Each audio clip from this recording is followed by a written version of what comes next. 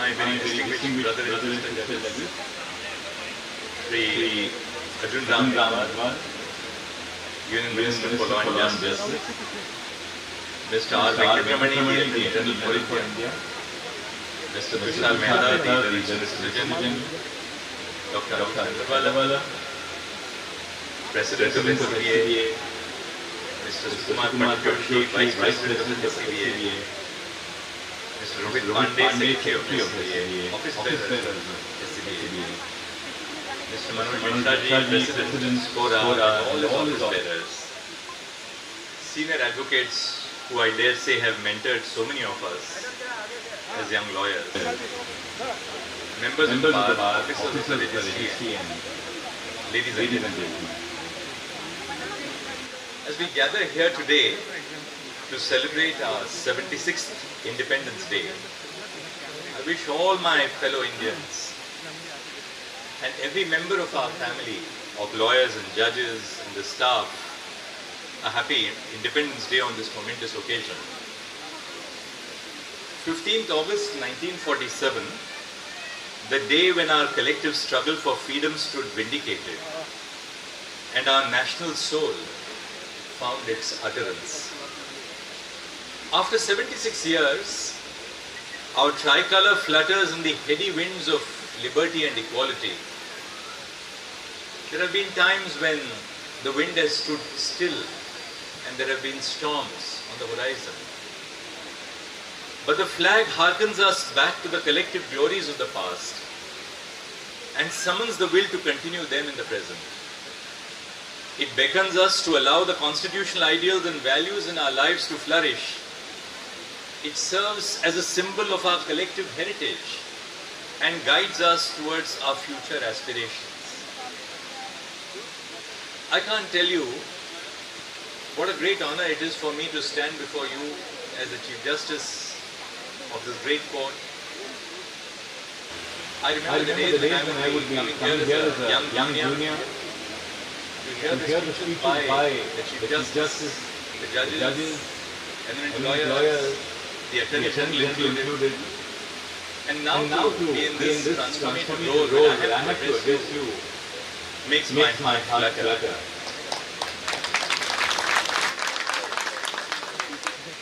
Our independence marked our transition from imperialism to an independent nation based on the ideals of republicanism and democracy. Our founding leaders set the national priorities and visualized the institutional apparatus to bring out a social, political and economic change. To enable this change, our constitution institutionalizes a model of governance with Parliament, the executive and the judiciary at the helm. However, other institutions such as the family, the media, schools and universities, our bureaucracy, political parties and voluntary organizations also have an important role in bringing about a fundamental change in the structure of our society. Why does this annual event, which is held by the SCBA, of such great prominence and significance in our lives? This truly is the national bar. SCBA is not a bar for Delhi. All of you have come here from different parts of the country in search of a better life, but in dedication to the cause of the nation. And I realize particularly when we have your members who have joined us on the bench, of the great wisdom and learning which you and practice in your bar gives to your members, and we realize that when they sit with us on the bench of the Supreme Court. But equally it is important, I think, for us to recognize the fact that the Supreme Court bar, as a leading bar of the country, stands for the protection of the rule of law. Without you, the lawyers, and without your fearlessness, and without your independence, we as judges would be really ciphers in the sands of time. When I get even an innocuous request from a member of the bar, sometimes holiness conceived for taking up a matter immediately on the same day, I yet hear it very carefully and assign a bench at the earliest opportunity. Because irrespective of an outcome of the case, I believe the real strength of our system is granting access to justice to our citizens. That sense of confidence of the individual, that an arbitrary arrest, a threatened demolition, maybe a pension which is attached unlawfully, must find a solace and voice in the judge's Supreme. Our freedom struggle offered a constitutional space for the marginalized and the downtrodden to raise their voice against the structures and influences of a hegemonic social structure. It enjoined the institutions of governance to proactively respond to the sufferings of the people to do justice. If we glance at the last 76 years, we realize that each institution has contributed to the strengthening of our nation's soul. And it is important that we recognize that all the institutions of the nation, the executive, the legislature, and the judiciary, are associated with common tasks of nation building. This momentous day should serve as an occasion to recalibrate our collective goals and institutional aspirations. Our Constitution envisages an important role for the judiciary to ensure that the institutions of governance function within defined constitutional limits. Moreover, the courts provide a safe, democratic space for individuals to seek protections of their lives and liberties. The Supreme Court particularly has been the vanguard of institutional governance by enhancing access to justice and promoting constitutional values. But as all of us judges know, a judge or a judgment is as good as a lawyer who appears before the court. So in the work which we do, we find enhancement in your traditions, in the ideals of the bar, in the independence of the bar. The past 76 years suggest that the history of the Indian judiciary is the history of the daily life struggles of Indian people. If our history teaches us anything, it is this, that no matter is big or small for the courts. It is in the routinely small matters that issues of grave constitutional and jurisprudential importance emerge. Resolution of every legal grievance is important. In attending to such grievances, the courts are only performing their plain constitutional duty. As I look to the future, I believe the greatest challenge before the Indian judiciary is to eliminate the barriers to accessing justice. We have to enhance access to justice procedurally by eliminating the constraints which prevent citizens from approaching courts, and substantively by building confidence in the court's ability to dispense justice. And we have a roadmap in place to make sure that the future Indian judiciary is inclusive and accessible to the last person in the line. The law minister was speaking to me just the other day, and he said that we celebrate in 2023, 100 years after Dr. Ambedkar first stepped foot in the fertile soil of our court premises. He suggested to me, why don't we now have an event to mark the evolution of what Dr. Ambedkar was then 100 years ago, and what his successors today, the young lawyers, the young professionals, are in our society. To make our courts accessible and inclusive, we need to overhaul our court infrastructure on a priority basis. Our emphasis on modernizing the judicial infrastructure to meet the challenges of the future is key to this mission. In this regard, I must share with you what I have already shared from across the judicial platform, that we plan to expand the Supreme Court by constructing a new building to accommodate 27 additional courts, 4 registrar courtrooms, but most importantly, adequate facilities for lawyers and litigants. This expansion of the Supreme Court is planned in 2 phases. In the first phase, the museum and the Annex C building will be demolished to construct a new building, providing for 15 courtrooms. The SCBA library, library for SCORA, offices for the President, Vice President and Secretary of SCBA and SCORA, the SCBA and SCORA executive meeting rooms, canteen for lawyers and litigants, women's bar room, and other requisite facilities for lawyers and litigants. They are vital stakeholders. As you know, over the last several months that I have been in this office, I do not follow a top-down approach. I first consulted my own colleagues. The members of the building committee dedicated their evening hours to finalizing the plans which were prepared by the PWD tentatively. Justice Kaul joined us. Though he is not a member of the committee, I am not a member of the committee, but both of us joined the committee because it's our mission. We have unveiled the plans to the lawyers represented by SCBA and SCORA, and we have now submitted the proposal to the Government of India, to the Department of Justice.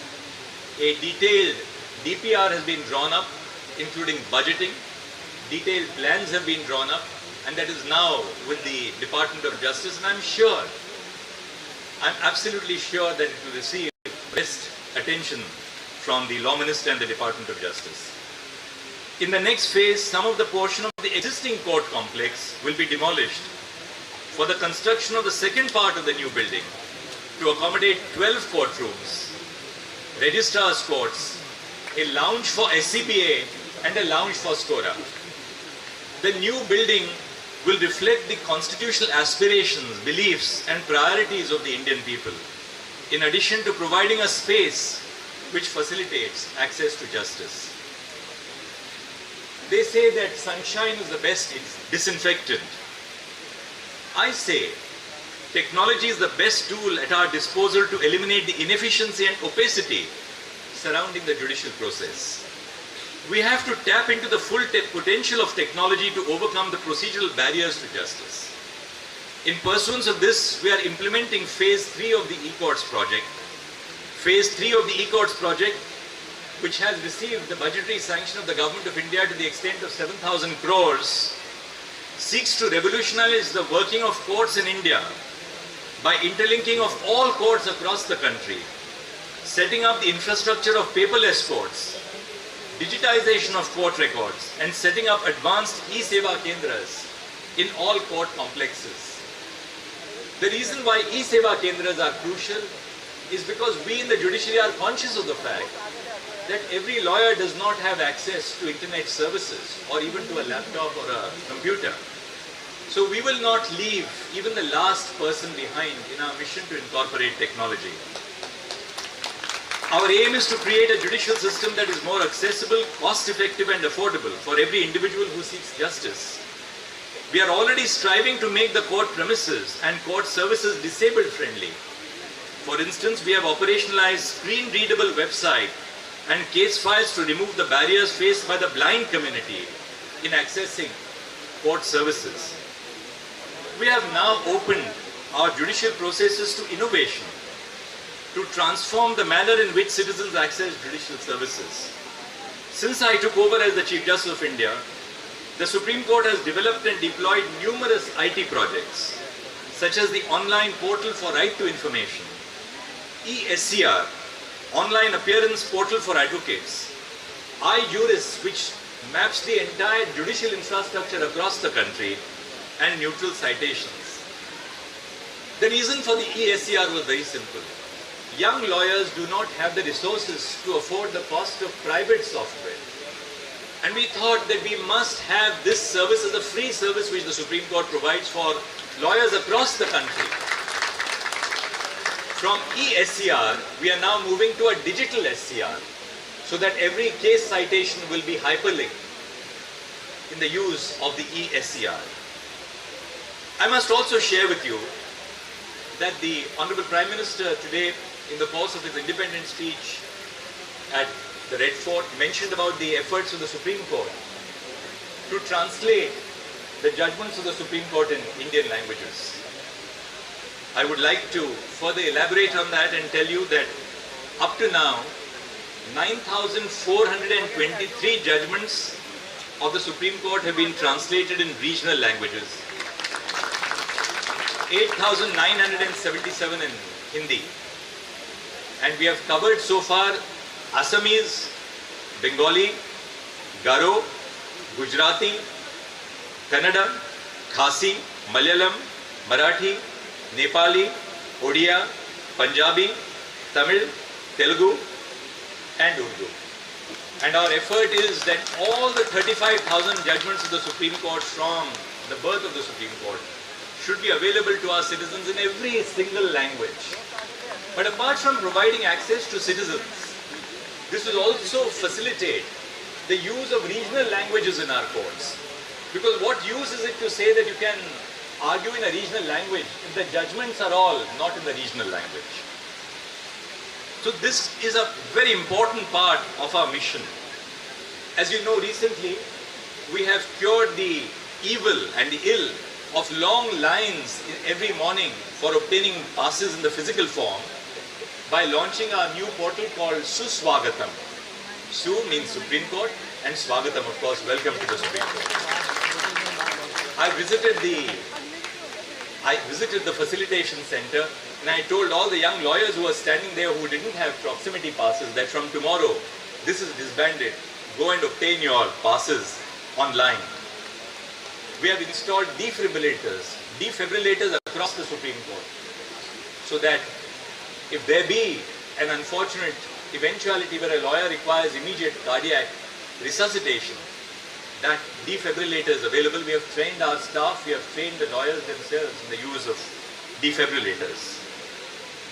Other initiatives of the Supreme Court, such as live streaming of court proceedings and live transcription of court proceedings, will contribute towards transparency of our legal processes. I believe that the legal community as a whole has a responsibility to ensure the continued relevance of the Indian judicial system in the lives of people. After independence, we inherited the colonial legal traditions which were opaque and impersonal. But our courts have ensured that the law exudes human interest and responds positively to the plight of every individual in our society, regardless of their social and economic factors. The functionality of courts is determined by how effectively they can answer the call of constitutional duty. I must, before I end, refer to a couple of things. One is the fact that it has been brought to my notice that verification of cases is taking time. I must tell you that I am working very, very closely every single day with the members of the staff to ensure that the verification is reduced to the minimal time required. I've also spoken, for instance, to IIT Madras recently when I happened to visit Chennai to find out whether we can use artificial intelligence to replace much of the human intervention in the pre-hearing proceedings of the court to ensure that from the date of filing to the hearing, the time is curtailed to the bare minimum. But let me give you a few figures because nothing speaks like data. In March, the total filing was 4,527 cases. 22,282 cases were listed. 4,086 cases were disposed of. The filing in April was 4,716, disposals 4,700. May 4,986, disposals 3,984, naturally because the court was on vacation and we didn't pressurize the lawyers if they were not available to argue their cases. But now look at June, look at July, the last month after the vacation. 5,044 cases were filed in the Supreme Court. 6,362 cases have been disposed of by the Supreme Court in the last month. So between March and June, over 19,000 cases have been disposed of. This would not have been possible without the tremendous effort which has been put in by each one of my colleagues. And I do know that none of the colleagues ever complains if I pass on a supplementary list of 5 matters to them, though I am trying to reduce that also to the minimum. But there was another problem which we faced. Presently, the listing system which we have put into place The listing systems is that all matters which are verified by Saturday, Monday and Tuesday will be listed on the next Monday. Matters which are verified on Wednesday, Thursday and Friday are listed on the next Friday. I thought that we must try and curtail even this lapse of time. So I'm working with the registry and I'm proposing that all matters which are verified on Friday, Saturday and Monday should be listed by the next Friday, and all matters which are verified by Tuesday, Wednesday and Thursday should be listed by the next Monday. So we'll be curtailing the delay by another 3 or 4 days. But this is again work in progress. I can assure you that every day, every letter, every complaint, including a complaint which is sent to a social media website instead of being addressed to me, is dealt with by me. But I will also request lawyers that if you have a grievance, don't run outside the court. You have the head of the family who is sitting here to attend to your grievances. Our aim for the future is to ensure that our judicial systems are capable of managing the expectations of the Indian people.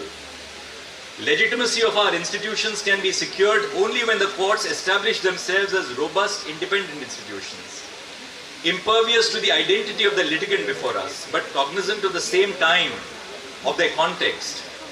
In this regard, the judges and lawyers should conduct themselves in a manner which will inspire confidence about the independence and the integrity of our legal process.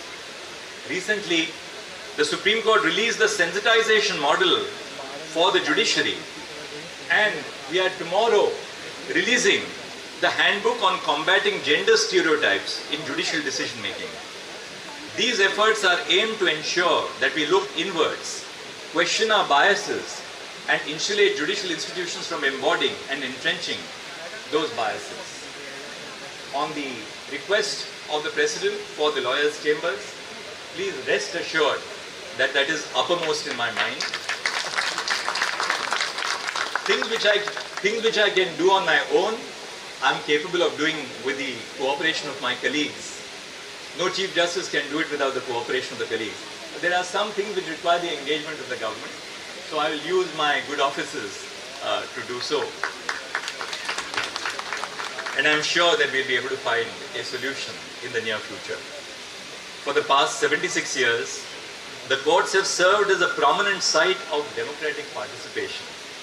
For the future, we have to recognize and eliminate the existing barriers to accessing courts, and in the process ensure that courts continue to serve as an effective and affordable democratic space.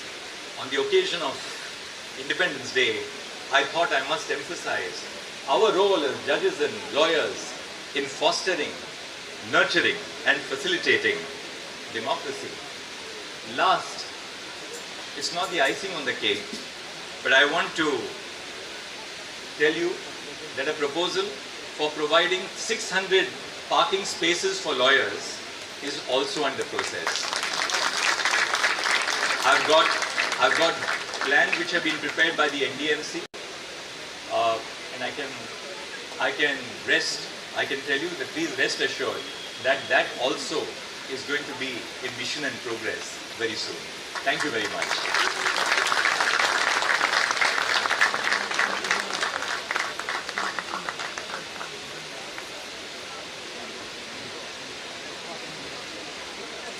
Thank you so much, Chandrachud sir.